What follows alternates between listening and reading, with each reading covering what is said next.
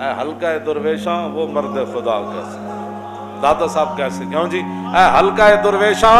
او مرد خدا کیسا، او جس کے گریباں میں ہنگامہ رستا ہے، جو ذکر کی گرمی سے شمع کی طرح روشن، جو فکر کی سرعت میں بجلی سے زیادہ تیز۔ فرمایا دنیا پرستو تو انہوں پتہ ہے کہ فقیری کی چیز ہے، یک نگاہ راہ بھی و یک زندہ دل، چیز فقر اے بندگان آب و گل۔ اقبال کہندا دنیا پرستو جنہاں زندگی جک چاج دی نماز نہ پڑھی ہوئے، وہ بھی کہنے داتا کون ہوتا ہے؟ میں کہا داتا وہ ہوتا ہے جن کے بعد حضور نے جبریل نے پوچھا نا احسان کیا چیز ہے، فرمایا انت عبد اللہ کا انک تراہ، فرمایا جبریل ایسے عبادت کرو جیسے تم اللہ کو دیکھ رہے ہو۔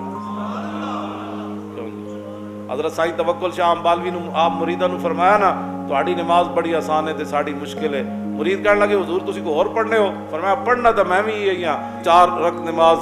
فرض زور منہ قبلہ شریف اللہ اکبر این کر کے میں یہی پڑھنا،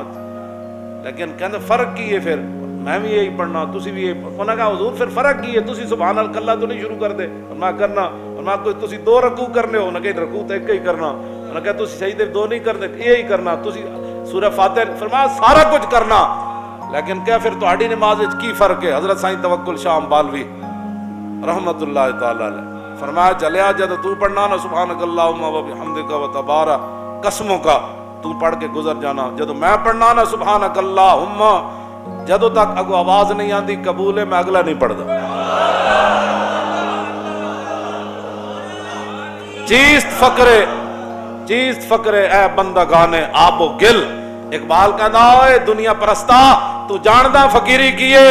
یک نگاہ راہ بھی و یک زندہ دل،